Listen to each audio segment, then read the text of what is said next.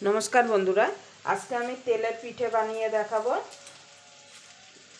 तार जन्य एखाने आमी आतप चाल परिष्कार करे धुए सारा रात भिजिए रेखेछि। आमी आतप चाल दिये बानाबो। आपनारा चाइले आतप चालेर बदले किन्तु सेদ্ধ चाल दिएও किन्तु एटा बानिये निते पारेन। एबार प्रथमे आमी चालटाके शिलनोड़ाय बेटे नेब। आपनादेर हयतो आवाजटा शुनते एकटु असुविधा होबे केन आमार प्रचंड ठांडा लेगेছে ওয়েদারের জন্য।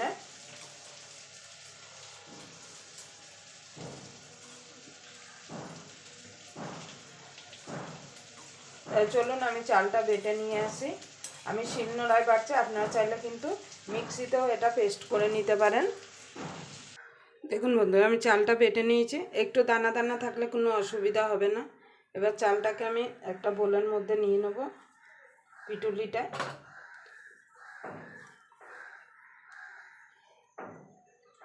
এবার এর মধ্যে একটু ময়দা দিয়ে দেবো। দেখুন বন্ধুরা ময়দাটা দিয়ে দেবো। যতটা চালের মানে গুঁড়ি নেবেন তার 3 ভাগের 1 ভাগ ময়দা দিতে হবে। খুব বেশি ময়দা দিয়ে দেবেন না।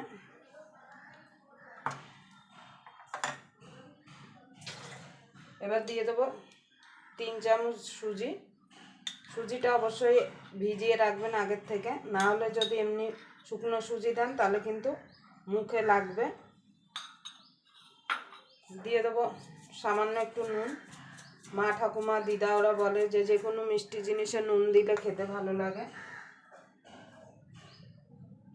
এবার দিয়ে দেবো গুড়। আমি এখানে পাটালি গুড় দিচ্ছি, আপনারা চাইলে কিন্তু নলেন গুড়টাও দিতে পারেন।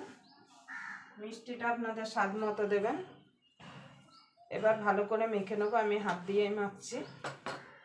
আমার মনে হয় হাত দিয়ে মাখাটাই মনে হয় ভালো হয়।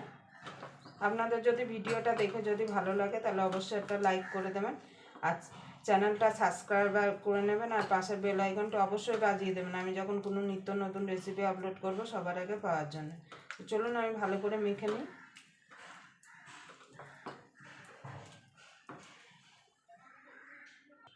দেখুন বন্ধুরা ব্যাটারটা মেখে নিয়েছি। দেখুন ব্যাটারটা কিন্তু এইরকম হবে, খুব পাতলাও হবে না আর খুব কিন্তু ঘনও হবে না।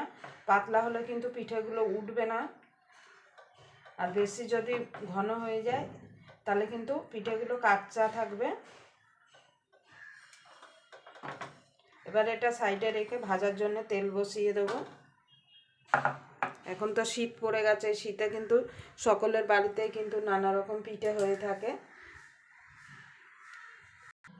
দেখুন বন্ধুরা আমি তেল পিঠাগুলো ভাজার জন্য তেল বসিয়ে দিয়েছি। কড়াইটা আগে ভালো করে গরম করে নিতে হবে, তারপর কিন্তু দিতে হবে। প্রথমে আমি 1 হাতা দেব। গ্যাসটা কিন্তু এখন একটু জোরেই রাখতে হবে, তারপর কিন্তু লো টু মিডিয়ামে করে দিতে হবে।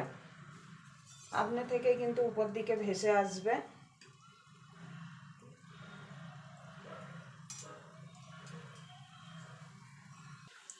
দেখুন বন্ধুরা আস্তে আস্তে দেখুন কত সুন্দর ফুলে আসছে। আমি কিন্তু এখনো নাড়া দিইনি, কিন্তু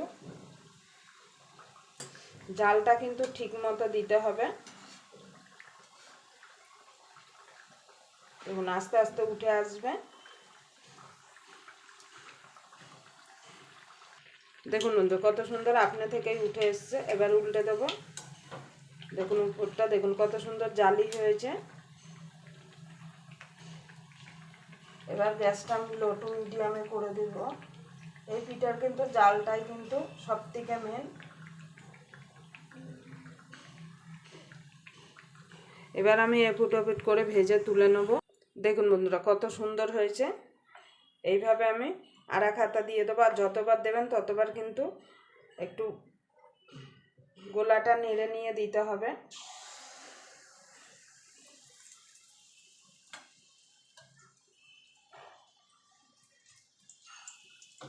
দেখুন দিতে দিতেই দেখুন কত সুন্দর ফুলে গেছে। দেখুন কত সুন্দর ফুলে উঠেছে। আমি কিন্তু কিছুই কিন্তু দিইনি, আপনারা কিন্তু দেখতে পাচ্ছেন। দেখুন কত সুন্দর ফুলে গেছে। দেখুন পুরো লুচির মতো ফুলেছে।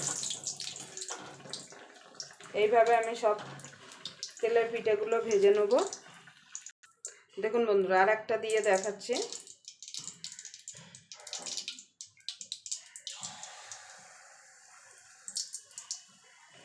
এই পিঠে এইভাবে যদি আপনারা বাড়িতে পিঠে বানিয়ে নেন, একদম খেতেও কিন্তু দারুণ হবে আর পুরো নরম থাকবে, 2-3 দিন পর্যন্ত কিন্তু শক্ত হবে না। দেখুন দিতে দিতেই দেখুন কত সুন্দর ফুলে উঠছে।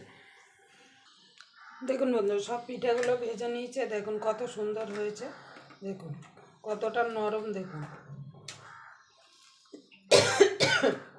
ঠান্ডা হয়ে গেছে তাও কিন্তু নরম। দেখুন একটা আমি কেটে দেখাচ্ছি, দেখুন ভেতরটা দেখুন, দেখুন কতটা জালি হয়েছে। সব পিঠেগুলোর ভেতরেই কিন্তু এইরকম হয়েছে। আপনারা অবশ্যই এই শীতে এইভাবে তেলের পিঠে বানিয়ে নেবেন খুব সহজভাবে। আমি কিন্তু খুব সহজ পদ্ধতিতে বানিয়ে দেখালাম, যে কেউ কিন্তু এই ভিডিওটা দেখার পরে বানিয়ে নিতে পারবেন। আবার আপনাদের সঙ্গে কোনো নতুন রেসিপি নিয়ে দেখা হবে। ততক্ষণ পর্যন্ত আপনারা ভালো থাকবেন, সুস্থ থাকবেন।